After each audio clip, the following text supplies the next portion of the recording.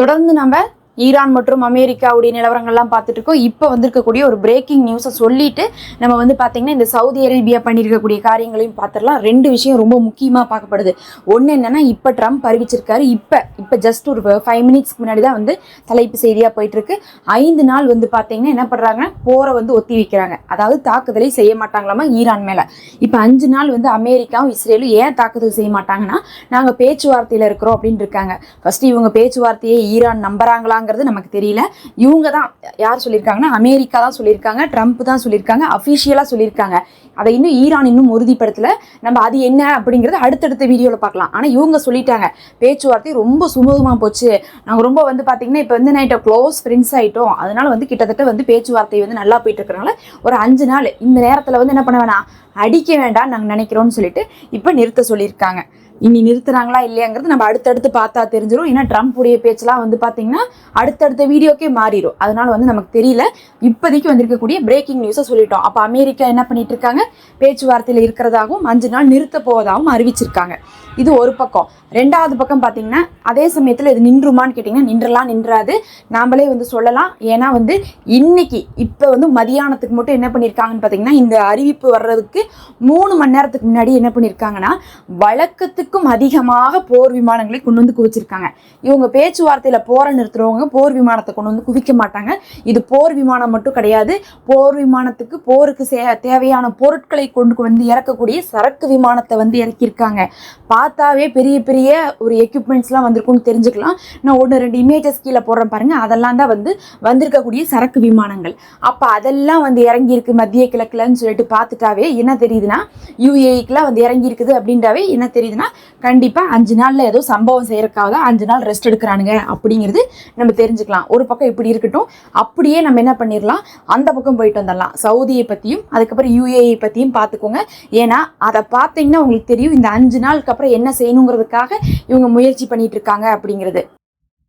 கடந்த 24 மணி நேரத்துல பாத்தீங்கன்னா யூஏஇ மேல கடுமையான தாக்குதல் நடத்தப்பட்டிருக்கு. எதுக்காக வந்து யூஏஇ மேல தாக்குதல் நடத்தப்பட்டிருக்குன்னா, ஆரம்பத்துல இருந்தே யூஏஇ அடி வாங்கிட்டு தான் இருக்கு. அமெரிக்காவுடைய பேஸ் இருக்கக்கூடிய இடம், அதுக்கப்புறம் எம்பசி இருக்கக்கூடிய இடம், இன்னும் அவங்களுடைய விமான நிலையங்கள்ல அங்கங்க அடி வாங்கிட்டு இருந்தாங்க. இருந்தாலும் இப்ப இந்த தடவை அடி வாங்கினதுக்கு ஸ்பெஷலான ஒரு காரணம் இருக்கு.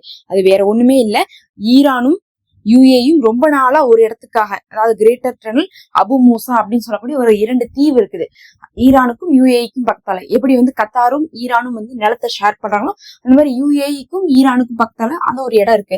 அது எங்களுக்கு சொந்தம் இவங்களுக்கு சொந்தம்னு சொல்லிட்டு மாத்தி மாத்தி ஒரு 40 வருஷமா சண்டை போட்டுட்டு இருக்காங்க. யாருன்னா யூஏஇ. இப்போதைக்கு யார் கையில இருக்குன்னு பாத்தீங்கன்னா ஈரான் கையில தான் இருக்கு. அந்த கிரேட்டர் டனல் அபு மூசா அப்படின்னு சொல்லக்கூடிய 2 தீவு. அதை வந்து என்ன பண்ணிட்டு இருக்காங்க, 40 வருஷமா அமெரிக்காவும் போய் சொல்லிட்டு இருக்காங்க, யூஏஇ உங்களுக்கு எப்படியாவது எங்க உயிரை கொடுத்தாலும் அதை வாங்கி கொடுத்துருவோம், நீங்க கவலைப்படாதீங்கன்னு சொல்லி சொல்லி சொல்லி சொல்லிதான் இன்னைக்கு வரையும் அமெரிக்காவுடைய வந்து என்ன பண்ணிட்டு இருக்காங்க, சப்போர்ட்டை வந்து யூஏஇ எதிர்பார்த்துட்டு இருக்காங்க. ஏதோ ஒரு பொய்யை சொல்லி அந்த பொய்யை என்னைக்காவது நாங்க நிறைவேற்றிடுவோம்னு சொல்லி சொல்லியே இவங்க ஃப்ரெண்ட்ஷிப் வச்சுக்கிறாங்க. இப்ப நமக்கே வந்து பாத்தீங்கன்னா ஒரு விஷயம் செய்ய முடியாம இருக்கு, அதை வேற ஒருத்தவங்க வந்து செஞ்சு தரேன்னு சொன்னா நம்ம அவங்கள்ட்ட என்ன பண்ணுவோம், அனுசரிச்சு போவோம். அந்த மாதிரி என்ன பண்றாங்க, கண்டிப்பா அமெரிக்கா செஞ்சே தர மாட்டாங்க.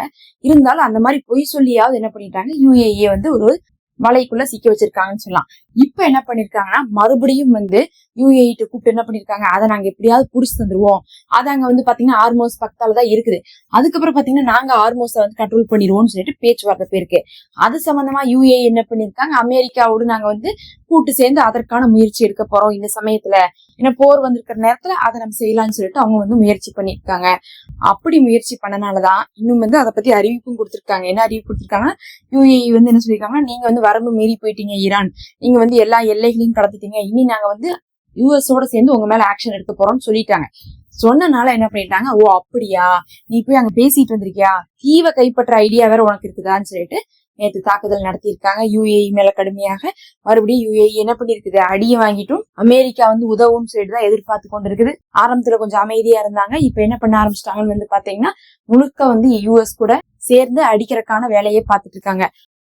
அடுத்து ரொம்ப முக்கியமாக சவுதி இப்ப இடம் கொடுத்திருக்காங்க அமெரிக்காவுக்கு. எந்த இடத்துலன்னு சொல்லிட்டு பாத்தீங்கன்னா, அவங்களுடைய கிங் ஃபஹாத் அப்படின்னு சொல்லக்கூடிய ஒரு விமானத்தளம், அது வந்து மேற்கு எல்லையில இருக்குது.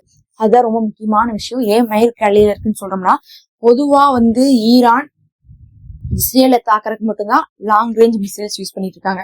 லாங் ரேஞ்ச் மிசைல்ஸ் எல்லாம் வந்து மற்ற இடத்துக்குலாம் யூஸ் பண்ணாம இருக்கிறதுனால பக்கத்தால இருக்கக்கூடிய எல்லா இடத்துக்குமே வந்து ட்ரோன் அட்டாக் அந்த மாதிரி தான் கொடுக்குறாங்க.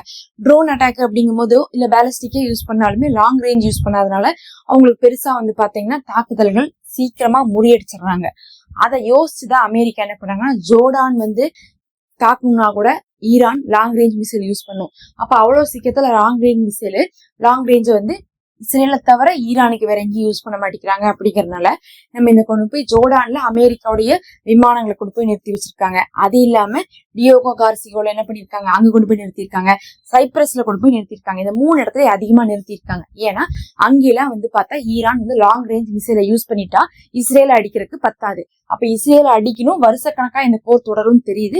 இஸ்ரேலை அடிக்காம நம்ம என்ன பண்ண முடியாது, ஜெயிக்க முடியாதுங்கிறதுக்காக எல்லாத்தையும் இஸ்ரேலுக்கே பங்கு போட்டு பிரிச்சு வச்சிருக்காங்க. ஈரான்ங்கிறத கண்டுபிடிச்சிட்டு தான் இவங்க இந்த வேலையை பண்ணாங்க. அதே மாதிரி சவுதியில இருக்கக்கூடிய மத்த எல்லா இடமுமே ஷார்ட் ரேஞ்சுக்குள்ள வரும். ஆனா இந்த இடம் இருக்கு பாருங்க, அதாவது வந்து கிங் ஃபஹாத் அப்படின்னு சொல்லக்கூடிய இந்த ஒரு விமானத்தளம் மட்டும் லாங் ரேஞ்ச் போட்டா மட்டும்தான் வந்து அடிக்க முடியும். ஏன்னா வந்து அது அவ்வளவு தூரத்துல இருக்குது, ஈரானுக்கு அது ரொம்ப தூரம். அப்ப லாங் ரேஞ்ச் அவங்க பயன்படுத்த மாட்டாங்கிறதுனால அந்த ஒரு தளத்தை வந்து என்ன பண்றாங்க, இன்னைக்கு சவுதி வந்து யூஎஸ்க்கு வந்து பர்மிஷன் கொடுத்துட்டாங்க. எங்களுடைய அந்த தளத்துல இருந்து நீங்க ஈரானை தாக்கலாம்னு சொல்லிட்டாங்க. அப்ப ஈரானை தாக்குறதுக்கு என்ன பண்ணிட்டாங்க, சவுதி பகிரங்கமா பர்மிஷன் கொடுத்துட்டாங்க. யுஏஇ என்ன பண்ணிட்டாங்க, அவங்களும் நாங்க வந்து யூஎஸோட சேர்ந்து அடிக்க போறோம்னே சொல்லிட்டாங்க. இடம் கூட கொடுக்கல, அடிக்க போறோன்னே சொல்லிட்டாங்க. அப்ப யுஏஇயும் என்ன பண்ணிட்டாங்க, இடம் கொடுத்துட்டாங்க. அதுக்கப்புறம் ஜோர்டான் ஆல்ரெடி இடம் கொடுத்துதான் வச்சிருக்காங்க. அதனாலதான் அங்கதான் வந்து அமெரிக்காவுடைய விமானங்கள் அதிகமா நிக்குது. ஜோர்டானும் வந்து கொஞ்ச நாளைக்கு முன்னாடி 2 நாளைக்கு முன்னாடி என்ன பண்ணாங்க, யுஏஇ வந்து பார்த்து பேசிட்டு இருந்தாங்க. அப்ப கூட ஜோர்டான் மேல ஒரு தாக்குதலை பண்ணி ஈரான் வந்து வார்ன் பண்ணியிருந்தாங்க. நீங்க 2 பேரும் கூட்டு சேரவே கூடாதுன்னு சொல்லிட்டு என்ன பண்ணிருந்தாங்க, வார்ன் பண்ணியிருந்தாங்க. இவங்க எல்லாம் சேர்ந்து என்ன பண்றாங்க, அமெரிக்காவோட சேர்ந்து ஈரானை அட்டாக் பண்றதுக்கு முடிவு பண்றாங்க. அப்ப என்ன வந்து பாத்தீங்கன்னா ஜோர்டானும் வந்து ரெடியா இருக்குது. இது இல்லாம பஹ்ரைனை பத்தி உங்களுக்கே தெரியும். ஆரம்பத்துல இருந்தே பஹ்ரைன்ல அடி வாங்கின அடிக்கு அமெரிக்கா வந்து காப்பாத்தினாதான் உண்டுன்னு சொல்லிட்டு அப்ப இவங்க எல்லாருமே இப்ப ரெடி ஆயிட்டாங்க. கத்தார் மட்டும் இந்த இடத்துல அமைதியா இருக்கிறாங்கன்னு நம்ம சொல்லலாம்.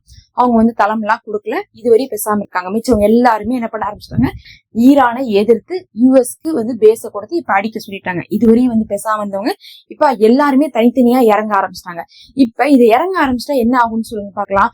முஸ்லிம்களுக்கு நடுவுலயே ஏன் இப்படி சவுதி பண்ணுது அப்படிங்கக்கூடிய ஒரு கேள்வி வந்துரும் இல்ல, அது வரக்கூடாதுன்னு ஒரு வேலையை பண்ணிருக்காங்க இன்னைக்கு சவுதி. அதுதான் என்னன்னு பாத்தீங்கன்னா, அங்க இருக்கக்கூடிய கவுன்சில்லாம் இருக்குல்ல, இப்ப வந்து பாத்தீங்கன்னா பொதுவா வந்து பத்வா கொடுக்கக்கூடிய கவுன்சில்லாம் இருக்கும். அங்க இருக்கக்கூடிய மார்க்க அறிஞர்களா இருக்கும். அவங்களுக்கு எல்லாம் வந்து காசை கொடுத்து அவங்கள வந்து பேச வைக்கிறாங்க. என்ன பேச வைக்கிறாங்கன்னா, இது இஸ்லாத்துக்கு எதிரான போர், இஸ்லாத்துடைய சட்ட திட்டங்களை ஃபாலோ பண்ணல, இவங்க வந்து யாருன்னா நம்ம எதிரி, இவங்க வந்து முஸ்லீமாக நம்ம என்ன பண்ண முடியாது, கன்சிடர் பண்ண முடியாது. அதாவது இஸ்லாத்தோடு நீங்க சேர்த்தி பாக்குறீங்க, முஸ்லீம்கள்லாம் ஏன் ஈரான் பக்கம் நிக்கிறீங்க, முஸ்லீம்கள்லாம் சவுதி பக்கம் நில்லுங்க. அது வந்து பாத்தீங்கன்னா சன்னி சியான்னு பிரிச்சு விடுறாங்க. இப்ப அதை எப்படி பிரிக்கிறாங்கன்னா, முஸ்லிம்கள்லாம் ஈரானுக்கு சப்போர்ட் இந்த இடத்துல இல்ல, சன்னி தனியா சியா தனியான்னு சொல்லிட்டு பிரிச்சு விடுறதுக்காக பாக்குறாங்க. இப்ப அததான் நம்ம ஆரம்பத்துல சொன்னோம், இது வந்து பாத்தீங்கன்னா மத போராக மாத்துறதுக்காக இஸ்ரேலும் அமெரிக்காவும் முயற்சி பண்றாங்கன்ட்டு. அதை இன்னைக்கு சவுதி பகிரங்கமாகவே செய்ய ஆரம்பிச்சிருக்காங்க. இது வந்து இப்ப எப்படி எதை நோக்கி போக போகுதுன்னு பாத்தீங்கன்னா, ஒரு பக்கம் சவுதி, இன்னொரு பக்கம் ஈரான் வரும்போது யார் பக்கம் நம்ம நிப்போம் அப்படிங்கிற மாதிரி ஒரு கண்ணோட்டத்துல கொண்டு போறாங்க. அதுக்கு வந்து பாத்தீங்கன்னா மத அறிஞர்களையும் கூப்பிட்டு என்ன பண்ண வைக்கிறாங்க, பயான் சொல்ல வைக்கிறாங்க. அப்படி சொல்ல போதுதான் என்ன மக்கள்ல ஆமா ஈரான் செய்யறது தப்புதான், நம்ம அவங்க பக்கத்தால் நிக்க கூடாதுங்கிற மாதிரி ஒரு எண்ணம் வரட்டுங்கிறக்காக ஃபத்வா கொண்டு வர போறாங்க. அப்ப மொத்தத்துல இந்த மத்திய கிழக்குல இருக்கக்கூடிய அத்தனை நாடுகளுமே ஈரானுக்கு எதிராக வந்து பாத்தீங்கன்னா தாக்குதல்ல இறங்குறாங்க. இதுவரையும் வந்து இறங்கல, இனிமேல் பகிரங்கமா இறங்குறாங்க. அதை எல்லாத்தையுமே பாத்தீங்கன்னா மாத்தி மாத்தி அறிவிச்சு கொடுக்குறாங்க. இதுக்கு நடுவுல இந்த டியோகோ கார்சியோல வந்து ஒரு தாக்குதல் நடந்துச்சு 2 நாளைக்கு முன்னாடி. ஈரான் தான் அடிச்சாங்கன்னு சொல்லிட்டு இஸ்ரேல் சொல்லிட்டு இருந்தாங்க. அதுல நமக்கு ஒரு சந்தேகமே இருக்கு. ஏன்னா ஈரானுடைய ஆய்வாளர்கள் என்ன சொல்றாங்கன்னா, இந்த நேரத்துல அங்க போய் அடிக்கிறதுக்கு வாய்ப்பு இல்ல, லாங் ரேஞ்ச் மிசைல் யூஸ் பண்ணி தான் டியோகோ கார்சியோவை அடிக்கணும். அவ்வளவு தூரத்துல இவங்க போய் அடிக்க மாட்டாங்க. அப்ப அங்க அடிக்கிறாங்கன்னு என்ன அர்த்தம்னா, அங்க கொண்டு வந்து அமெரிக்கா விமானத்தை இறக்கி அங்கிருந்து ஈரானை தாக்க போறாங்க. அப்படி தாக்கும் போது எதுக்கு நீங்க வந்து அங்கிருந்து தாக்குறீங்கன்னு நம்ம டியோகோ கார்சியோவை பார்த்து கேட்க கூடாதுங்கிறதுக்காக அங்க ஈரான் அடிச்சாங்கன்னு சொல்லிட்டு அதுக்கப்புறம் விமானத்தை நாங்க கொண்டு வந்தோம்னு காட்டுறதுக்காக செய்யறாங்க. இதே மாதிரிதான் சைப்ரஸ் அடிச்சாங்கன்னு சொல்லிட்டு போன வாரம் சொன்னாங்க. இதுவரையும் வந்து பாத்தீங்கன்னா ஈரான் வந்து மத்திய கிழக்கு நாடுகள்லதான், அந்த முஸ்லீம் நாடுகள்ல தான் வந்து அடிச்சிருக்காங்களோ தவிர இஸ்ரேலை தவிர மத்த இடத்துல எல்லாம் வந்து இந்த சைப்ரஸ் டியோகோ கார்சியோலாம் அடிச்ச மாதிரி எந்த ஒரு இடத்துலயுமே ஈரான் பதிவு செய்யல. ஈரானுடைய ஆய்வாளர்களே அதுக்கு வாய்ப்பு இல்லைன்னு தான் சொல்றாங்க. நடுவுல இவங்கதான் என்ன பண்றாங்க, ஒரு பக்கம் சன்னி சியா பிரச்சனையை தூண்டணும், இன்னொரு பக்கம் வந்து இந்த மாதிரி தூரமா இருக்கக்கூடிய ஏரியால வந்து அமெரிக்கா வந்து என்ன பண்ணும், தாக்குதலை நடத்தணுங்கிறதுக்காக சும்மாவாவது வந்து ஈரானையே அடிச்சிட்டாங்க, அதனாலதான் நாங்க வந்திருக்கோம் அப்படிங்கிற மாதிரி காமிச்சுக்கிறாங்க. மொத்தத்துல அடுத்த கட்ட தாக்குதலுக்கு தயாராயிட்டு இருக்காங்கன்னு தெரிஞ்சுக்கோங்க.